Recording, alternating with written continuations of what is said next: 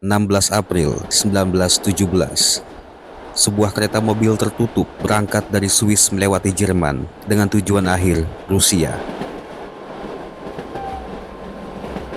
Kereta itu mengantar seorang laki-laki Rusia buangan, namun kelak ia akan menjadi tokoh kunci dalam revolusi di Rusia. Namanya akan abadi sebagai bapak proletariat dunia. Sejarawan di seluruh muka bumi akan selalu terus menyebut namanya. Nama aslinya adalah Vladimir Ilyich Ulyanov. Selama ia hidup, ia bisa dipanggil dengan Ian, Toulon, Petrov, atau Frey, serta lebih dari 140 nama samaran lainnya. Tetapi nama samarannya yang paling terkenal di dunia hingga saat ini adalah Vladimir Lenin. Lenin adalah seorang revolusioner sejati. Ideologi dan ambisinya tidak hilang walaupun diasingkan selama puluhan tahun. Ia kembali ke Rusia atas seizin Jerman karena ia harus melintasi negara tersebut. Sesampainya di Rusia, ia bersama kaum Bolsheviknya langsung mengobarkan revolusi yang kelak menjadi akar berkobarnya perang saudara di Rusia selama setidaknya 4 tahun dan memakan korban jiwa hingga lebih dari 7 juta orang, serta menciptakan peradaban awal berdirinya negara Uni Soviet. Perang saudara ini begitu luar biasa. Belum pernah dalam sejarah manusia terjadi perang yang begitu kompleks seperti yang terjadi pada awal pembentukan negara Uni Soviet ini. Perang ini melibatkan begitu banyak pihak. Bolshevik sebagai tentara merah yang didukung oleh rakyat berhadapan dengan tentara putih yang didukung oleh bekas tentara kekaisaran Rusia dan negara sekutunya. Ketika kita berbicara tentara putih, maka itu adalah sebuah kelompok yang terdiri dari pemerintahan sementara seluruh Rusia, Angkatan Bersenjata Rusia Selatan, Tentara Siberia, Tentara Komuch, Tentara Don, Tentara Republik Rakyat Kuban, Otonomi Alash, dan Otonomi Turkestan. Tidak berhenti di situ, pasukan putih juga merupakan sisi yang disokong oleh pihak asing dari negara-negara kuat, yakni Britania Raya yang mengirim Legiun Kanada, Legiun Australia, Legiun India, dan Legiun Afrika Selatan. Juga Cekoslovakia, Yunani, Serbia, Rumania, Italia, China, Jepang, dan bahkan Amerika Serikat. Mereka semua mengirimkan bantuan ke pasukan putih, baik berupa peralatan tempur hingga menerjunkan pasukan invasi secara langsung ke Rusia. Jangan menghela nafas dulu, karena perang ini tidak sesimpel pertempuran antara pasukan merah dan pasukan putih. Ada juga negara-negara bekas kekaisaran Rusia yang mengangkat senjata untuk memerdekakan diri.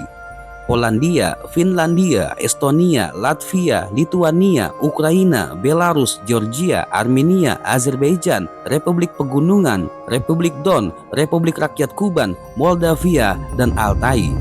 Negara-negara ini kemudian ikut bertempur melawan kedua sisi, baik pasukan merah maupun pasukan putih, demi mendirikan negara mereka sendiri. Di samping itu, terdapat juga beberapa faksi tentara yang saling bertempur satu sama lain. Tentara hijau, tentara hitam, tentara kiri SRS, dan tentara pemberontakan Kronstadt. Di video ini, kita akan membahas kejadian dan pertempuran-pertempuran penting dari semua itu. Jujur saja, tema perang sipil Rusia ini adalah dokumenter paling dihindari oleh para YouTuber karena kompleksitas kejadiannya. Saya bahas di sini atas permintaan salah satu subscriber dan hasil polling yang saya sebar.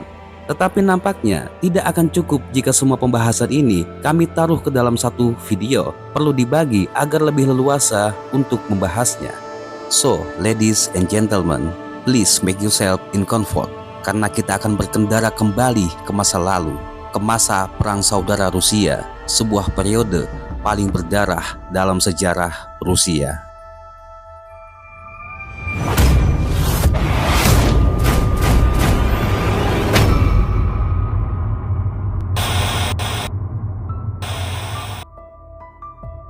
Grajdanskaya Voina atau Perang Saudara di Rusia dimulai setelah serangkaian dua revolusi besar yang terjadi pada bulan Februari dan Oktober tahun 1917.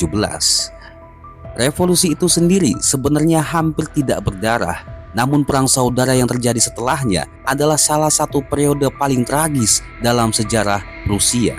Kekerasan dan kekejaman menjadi hal yang sangat biasa dalam 4 tahun berikutnya. Oke, stop. Untuk memahami konflik ini lebih dalam lagi, nampaknya kita harus memahami terlebih dahulu peristiwa bersejarah yang mengawali ini semua. Mari kita mundur sebentar ke abad 19 di tahun 1861.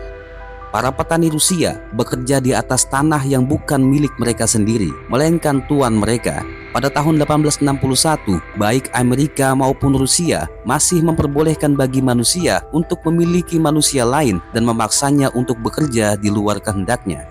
Tetapi pada tahun itu, ketika Amerika Serikat mulai berkecamuk perang saudara untuk menentukan nasib perbudakan, Tsar Alexander II menghapuskan perbudakan di Kekaisaran Rusia. Meskipun begitu, sisa-sisa dari sistem lama masih terus berjalan. Sebagian besar penduduk Rusia yang mempunyai kepemilikan atas tanah dan akses ke pendidikan masih sangat terbatas. Kemudian, Nicholas II naik menjadi raja pada tahun 1894. Keinginan rakyat untuk melakukan perubahan radikal terhadap pemerintahan semakin menguat. Keraguan atas politik dan ekonomi negara melanda Rusia, menyebabkan permasalahan dalam negeri negara tersebut seakan tak akan pernah bisa selesai. Kondisi itu diperparah saat kerajaan Rusia memutuskan untuk memasuki Perang Dunia I pada tahun 1914. Pada tahun 1916, ketika pasukan Rusia mengalami banyak sekali kekalahan dan kerugian, ditambah masalah internal dalam negeri, menyebabkan sebagian besar rakyat Rusia semakin yakin bahwa revolusi adalah satu-satunya solusi. Secara garis besar, terdapat dua penyebab kenapa revolusi Februari dan revolusi Bolshevik ini bisa terjadi, penyebab jangka panjang dan penyebab jangka pendek. Penyebab jangka panjang. Penyebab paling utamanya adalah kegagalan Kekaisaran Rusia sepanjang abad ke-19 dan awal abad ke-20 untuk memodernisasi struktur sosial, ekonomi, dan politiknya yang kuno, sambil berharap rakyat akan terus setia kepada Tsar. Peristiwa Revolusi Februari menandai puncak dari lebih satu abad perselisihan antara rakyat jelata dengan Tsar dan tuan tanah aristokrat. Perlakuan kejam kaum borjuis terhadap kaum petani, kondisi kerja yang buruk bagi pekerja industri, penyebaran ide-ide demokrasi barat oleh para aktivis politik juga mengakibatkan tumbuhnya kesadaran politik dan sosial di masyarakat di kelas bawah. Ketidakpuasan kaum proletar diperparah oleh kekurangan pangan dan kegagalan militer Kekaisaran Rusia. Pada tahun 1905, Rusia mengalami kekalahan yang memalukan dalam perang melawan Jepang. Di tahun yang sama, terjadi peristiwa Minggu Berdarah, di mana pasukan Tsar menembaki pengunjuk rasa yang damai dan tidak bersenjata. Peristiwa ini semakin memisahkan Nikolai II dari rakyatnya. Pemogokan meluas, kerusuhan dan pemberontakan terkenal di kapal perang Potemkin pun terjadi. Kemudian kita berbicara tentang penyebab jangka pendek dari munculnya revolusi ini. Militer Rusia menderita kekalahan besar pada Perang Dunia I, terutama di Tannenberg pada Agustus 1914, pertempuran musim dingin di Masuria pada Februari 1915, dan hilangnya Polandia Rusia pada bulan Mei 1915. Di tahun 1917, tentara Rusia mengalami hampir 6 juta korban, mati, terluka, dan hilang. Pemberontakan kecil dari pasukan yang lelah akibat perang mulai sering terjadi. Moral militer berada di titik terendah.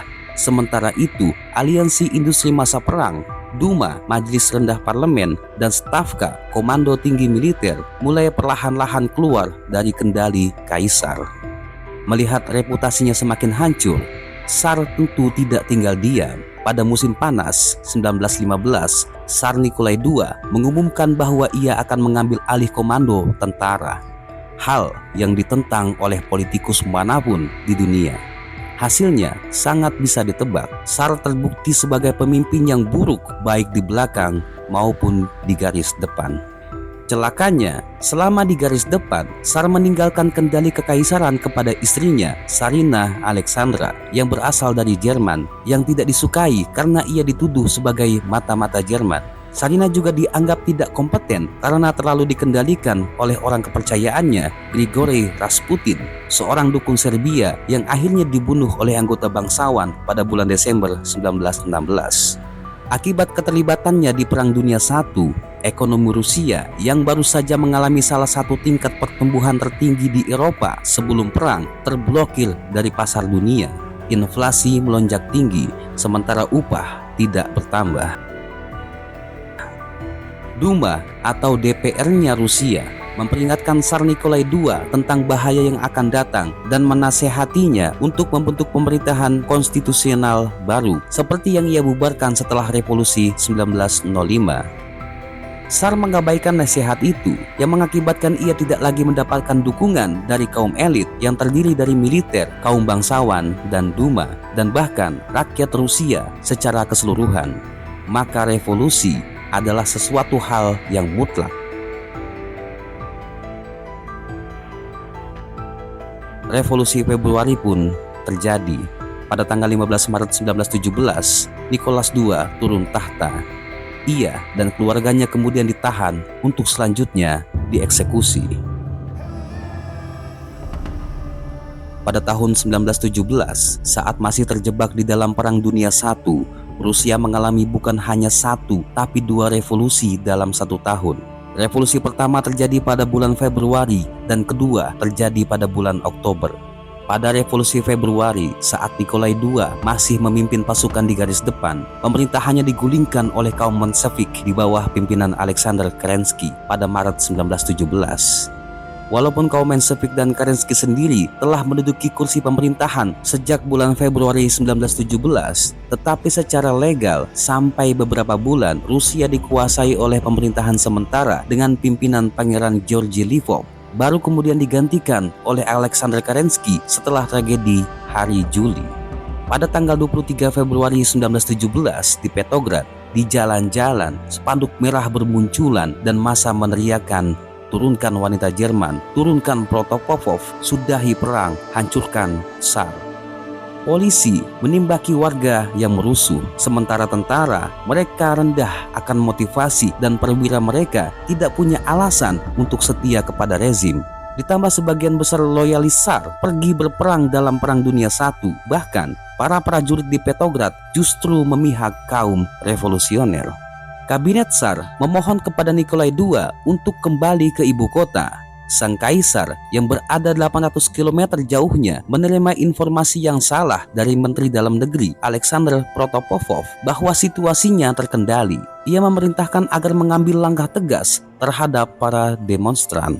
Tanggal 8 Maret, sang kaisar telah kembali ke Rusia dan bertemu keluarganya di Istana Alexander di Tsarskoye Selo. Dan pada pagi hari Minggu, 11 Maret 1917, Jenderal Kabalov berusaha menjalankan instruksi Tsar untuk membubarkan demonstran. Ia dan pasukannya menembaki para demonstran di jalanan ibu kota. 200 orang menjadi korban. Nikolai II memerintahkan bala bantuan ke ibu kota dan membekukan Duma. Namun sudah terlambat. Pada tanggal 12 Maret, Resimen Volinsky membelot dan diikuti oleh Resimen Semenovsky, Ismailovsky, Garda Litovsky, bahkan Resimen Preobrazhensky dari Garda Kekaisaran yang legendaris, resimen tertua dan paling setia yang didirikan oleh Piotr yang Agung. Gudang senjata dijarah, gedung Kementerian Dalam Negeri, pemerintahan militer, markas polisi, pengadilan umum, dan sejumlah gedung polisi dibakar. Menjelang siang, benteng Petrus dan Paulus sebagai tempat beberapa artileri berat dikuasai pemberontak. Menjelang malam, 60.000 tentara telah resmi menyatakan kesetiaannya kepada gerakan revolusi. Situasi sudah tidak terkendali. Dewan Duma dan Dewan Soviet membentuk pemerintahan sementara untuk memulihkan ketertiban. Mereka mengeluarkan tuntutan bahwa Nikolai harus turun tahta. Menghadapi tuntutan yang disuarakan oleh para jenderal, kehilangan pasukan yang setia, posisi anggota keluarganya yang berada di tangan pemerintahan sementara, serta takut akan terjadinya perang saudara dan terbukanya jalan bagi penaklukan Jerman. Akhirnya, pada tanggal 15 Maret 1917, Nikolai tidak punya banyak pilihan selain menyerah dan mengundurkan diri, menandai runtuhnya kekaisaran Rusia dan 3 abad kekuasaan dinasti Jokowi. Mohon maaf, maksud saya dinasti Romanov. Kita break 20 detik. Video ini berhasil dibuat karena dukungan kalian yang sudah like, comment, share, and subscribe. Tetapi jika kalian ingin memberikan apresiasi lebih, ada tombol terima kasih di bawah video ini. Atau kalian bisa klik gabung di channel ini dan mendapatkan keuntungan istimewa yang kami tawarkan. Kita lanjut. Pada 20 Maret 1917, keluarga kerajaan ditempatkan di Istana Alexander di Tsarskoye-Selo, lalu dipindahkan ke bekas kediaman Gubernur di Tobolsk. Pada tanggal 30 April, mereka memindahkan lagi ke rumah Ipatiev di Ekaterinburg, sebelum akhirnya pada dini hari tanggal 17 Juli 1918, mantan Kaisar Nikolai II beserta keluarganya dibangunkan dari tempat tidur dan digiring ke ruang bawah tanah dan kemudian dieksekusi. Kaum Menshevik telah berhasil melakukan revolusi terhadap Kekaisaran Rusia. Maka pada tanggal 27 Februari 1917, mereka mendirikan Soviet Petrograd atau Dewan Pekerja. Pada tanggal 3 Maret, mereka mengeluarkan dekrit perintah nomor 1 yang menyatakan bahwa pemerintahan sementara bukanlah badan yang dipilih secara publik dan tidak memiliki legitimasi secara politik. Dan Petrograd Soviet akan mengatur pemilihan yang akan diadakan kemudian. Dekret ini dikeluarkan karena pada hari yang sama beberapa jam sebelumnya Komite Duma Negara atau DPR-nya Rusia mengumumkan terbentuknya pemerintahan sementara dan memanifestokan diri sebagai badan pemerintahan kekaisaran seluruh Rusia. Maka muncullah istilah Dvoye Vlastie yang berarti kekuatan ganda antara Petrograd Soviet yang didirikan oleh revolusioner Menshevik dengan pemerintahan sementara bentukan Komite Duma Negara.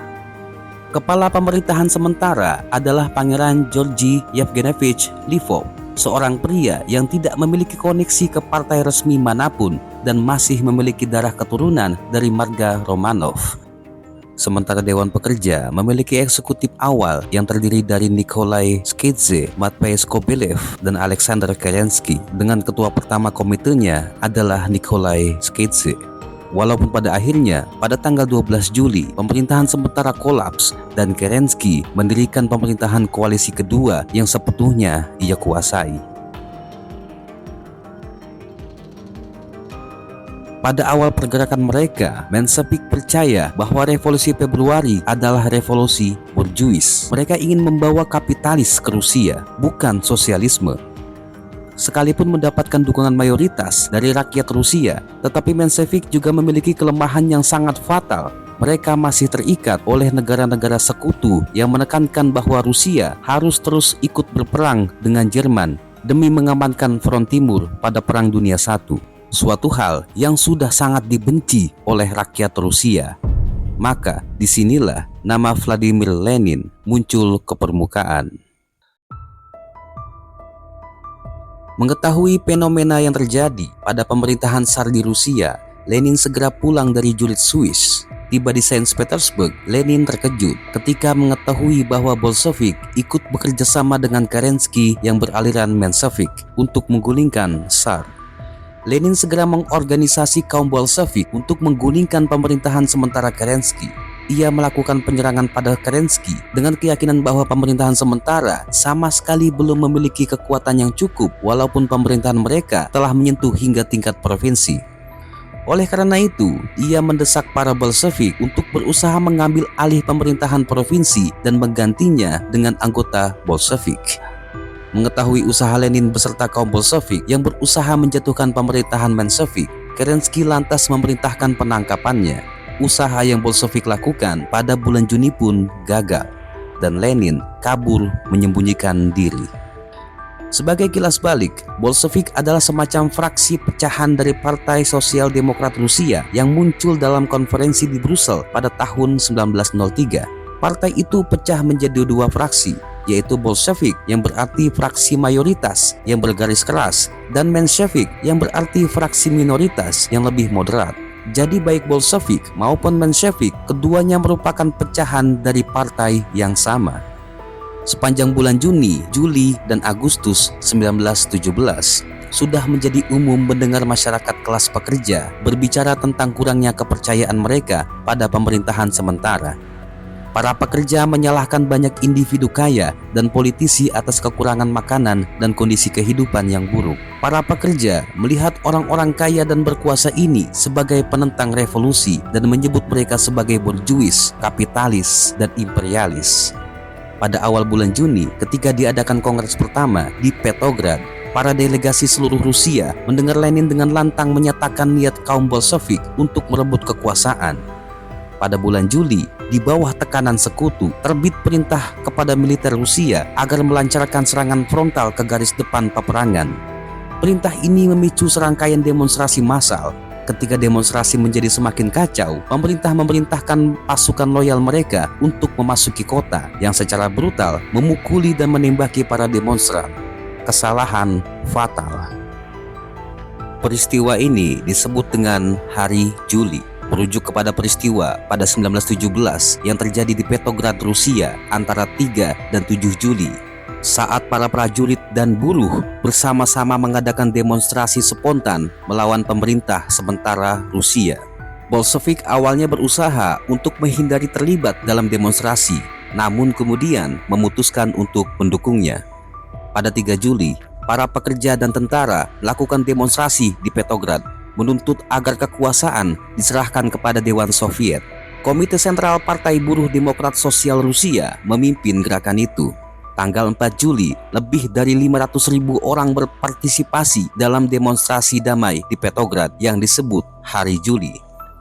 Pemerintah sementara memerintahkan pasukan bersenjata menembak para demonstran, menewaskan ratusan orang. Ini dilanjutkan dengan periode represi. Pada 5-6 Juli, serangan dilakukan terhadap kantor redaksi dan mesin cetak Pravda dan Istana Ksesinskaya, tempat Komite Sentral dan Komite Petrograd Bolshevik berada. Pada tanggal 7 Juli, pemerintah memerintahkan penangkapan dan pengadilan terhadap Vladimir Lenin yang memaksanya untuk bergerak di bawah tanah. Para Bolshevik ditangkap, mereka dilucuti, dan unit militer revolusioner di Petrograd dibubarkan atau dikirim ke medan perang. Pada 12 Juli, pemerintah sementara menerbitkan undang-undang yang memperkenalkan hukuman mati di garis depan. Lenin kembali bersembunyi. Akan tetapi, penindasan terhadap demonstran dan kegagalan serangan di garis depan membuat jatuhnya posisi kepala pemerintahan Pangeran Georgy Lvov yang kemudian digantikan oleh Alexander Kerensky yang segera membentuk pemerintahan koalisi kedua pada tanggal 24 Juli. Pada saat itu, Kerensky adalah seorang sosialis dan pengacara terkemuka yang cukup populer di Rusia. Panglima tentara Rusia, Lav Kornilov, yang juga ikut berpartisipasi dalam konferensi tersebut, percaya bahwa ia harus melakukan sesuatu untuk menyelamatkan negaranya. Pada akhir bulan Agustus, ia membawa satu divisi tentaranya ke Petrograd dan berusaha untuk melakukan kudeta militer. Usahanya gagal. Divisi tersebut dilucuti dan Kornilov sendiri kemudian ditangkap. Di Petrograd dan kota-kota lain, Lenin dan kaum Bolshevik semakin gencar mengobarkan kampanye propaganda. Kaum Bolshevik membentuk Komite Revolusi Militer untuk merencanakan dan melaksanakan perebutan kekuasaan. Kekuatan militer mereka adalah kelompok yang terorganisir dan disebut Red Guard atau pengawal merah. Saatnya telah tiba. Pada bulan September dan Oktober 1917, terjadi aksi pemogokan massal oleh pekerja di Moskow dan Petrograd. Lebih dari 1 juta pekerja mengambil bagian dalam aksi pemogokan tersebut. Dari sisi tentara di garis depan, pada bulan September, garnisun di Petrograd, Moskow dan kota-kota lain, front utara dan barat, dan para pelaut armada Baltik menyatakan bahwa mereka tidak mengakui wewenang pemerintah sementara dan tidak akan melaksanakan perintahnya. Pada 10 Oktober 1917, dalam rapat komite, Lenin membahas bagaimana rakyat Rusia telah menunggu cukup lama untuk melakukan pemberontakan bersenjata, dan inilah saatnya Bolshevik mengambil alih kekuasaan. Komite Revolusioner Lenin termasuk di dalamnya adalah pekerja bersenjata, pelaut, dan tentara. Lenin juga memastikan dukungan atau netralitas garnisun di ibu kota. Komite secara metodis dan terbuka merencanakan untuk menguasai beberapa lokasi strategis. Pada pagi hari, tanggal 24 Oktober, sekelompok pasukan loyalis pemerintah Kerensky menyerbu percetakan surat kabar Bolshevik, Rabuchi Put. Mereka menghancurkan peralatan percetakan dan ribuan surat kabar. Tak lama kemudian, pemerintah mengumumkan penutupan surat kabar sayap kiri lainnya, Soldat, dan bahkan surat kabar sayap kanan Zivuslovo dan Novaya Rus. Sebagai tanggapan, pada pukul 9 pagi, Komite Revolusi Militer Bolshevik mengeluarkan pernyataannya mengecam tindakan pemerintah. Pada pukul 10 pagi, pasukan pendukung Bolshevik berhasil merebut kembali percetakan Rabocheye Food. Kerensky menjawab sekitar pukul 3 sore dengan memerintahkan mengangkat seluruh jembatan kecuali satu jembatan Petrograd, mengepung pasukan Bolshevik di tengah-tengah, sebuah taktik yang digunakan oleh pemerintah beberapa bulan sebelumnya selama peristiwa Juli.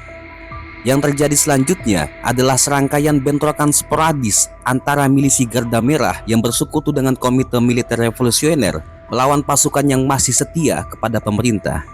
Sekitar pukul 5 sore, Komite Revolusi Militer merebut sentral telegraf Petrograd, memberi Bolshevik kendali atas komunikasi di ibu kota. Pada tanggal 25 Oktober 1917, kaum Bolshevik memimpin pasukan mereka dalam pemberontakan di Petrograd melawan pemerintahan sementara Kerensky. Penyerangan tersebut bertepatan dengan kedatangan armada pro-Bolshevik di pelabuhan Petrograd. Para tentara angkatan laut ini telah sumpah setia kepada Bolshevik. Di pagi hari, pasukan merah telah berhasil merebut fasilitas utama pemerintah, instalasi komunikasi utama, dan titik strategis dengan hanya sedikit perlawanan. Garnisun Petrograd dan sebagian besar unit militer kota bergabung dalam pemberontakan melawan pemerintahan sementara. Kerensky dan pemerintahan sementara hampir tidak bisa memberikan perlawanan yang berarti. Kereta api dan stasiun telah dikontrol oleh pasukan pekerja Soviet selama berhari-hari, membuat perjalanan dari dan ke Petrograd tidak mungkin dilakukan. Pada pagi keesokan harinya, Kerensky dengan putus asa mencari cara untuk melarikan diri, meminta bantuan kepada pasukan militer yang dia harap mau bersekutu dengan pemerintahan sementara di luar kota. Kerensky akhirnya meminjam mobil Renault dari kedutaan Amerika yang dia kendarai dari istana musim dingin. Saat Kerensky meninggalkan Petrograd, Lenin memproklamasikan kemenangannya kepada warga Rusia. Dalam proklamasi itu, ia menyatakan bahwa pemerintahan sementara telah digulingkan oleh Komite Revolusi Militer. Teks proklamasi dikirim melalui telegraf ke seluruh Rusia. Vladimir Lenin mentasbihkan dirinya bersama kaum Bolshevik adalah pemerintahan yang sah di seluruh Rusia. Saint Petersburg adalah ibu kota kerajaan Rusia. Selama Perang Dunia I, nama kota tersebut diubah menjadi Petrograd. Setelah Nicholas II turun tahta, Winter Palace atau Istana Musim Dingin di Petrograd menjadi pusat pemerintahan sementara. 1 minggu sebelum Revolusi Oktober, desas-desus tentang serangan sebenarnya sudah beredar. Hal itu terjadi karena Bolshevik memang tidak menutupi rencana tersebut dan sengaja membuatnya terang-terangan. Taktik yang brilian. Pada hari penyerangan, jalanan menuju Istana Winter Palace hampir tidak dijaga. Barikade kayu di sekitar istana dibangun dengan tergesa-gesa dan hampir tidak memberikan perlindungan sama sekali. Pasukan pemerintah yang ditugaskan untuk melindungi istana terdiri dari pasukan rekrutan muda dan bahkan 1 batalion wanita. Kaum Bolshevik memiliki banyak personil dan tekad serta keyakinan yang lebih besar terhadap perjuangan mereka. Pada pukul 18.15, sekelompok besar kadet artileri meninggalkan istana. Kemudian pada pukul 20, 200 pasukan Kosak juga meninggalkan istana dan kembali ke barak mereka. Sementara kabinet pemerintahan sementara di dalam istana masih memperdebatkan tindakan apa yang harus diambil, kaum Bolshevik mengeluarkan ultimatum untuk menyerah. Para pekerja dan tentara menduduki stasiun telegraf terakhir, memutus komunikasi kabinet dengan pasukan militer yang setia di luar kota.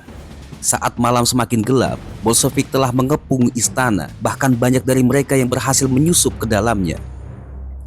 Pukul 21.45, kapal penjelajah Aurora milik militer revolusioner pendukung kaum merah melepaskan peluru kosong dari arah pelabuhan. Beberapa revolusioner memasuki istana pada pukul 10:25 malam dan ada serbuan massal 3 jam kemudian. Pada pukul 2:10 pada tanggal 26 Oktober, pasukan Bolshevik berhasil menguasai istana. para kadet dan 140 sukarelawan dari batalion wanita yang loyal terhadap pemerintahan memilih menyerah daripada melawan 40.000 lebih pasukan Bolshevik. Setelah tembakan sporadis di seluruh gedung, kabinet pemerintahan sementara menyerah. Mereka akhirnya dikurung di benteng Petrus dan Paulus. Satu-satunya anggota kabinet yang tidak ditangkap adalah Kerensky sendiri yang telah melarikan diri dari istana. Dengan Soviet Petrograd telah mengendalikan pemerintahan, garnisun, dan proletariat, Kongres Soviet seluruh Rusia kedua mengadakan sesi pembukaannya pada hari itu. Alexander Trotsky memecat Menshevik dan sosialis revolusioner yang menentang kongres tersebut. Sayangnya, tidak ada dokumentasi visual ketika serangan Bolshevik ke Winter Palace pada tanggal 25 Oktober terjadi. Dokumentasi visual yang bisa kita lihat adalah reruntuhan bekas revolusi beberapa hari kemudian.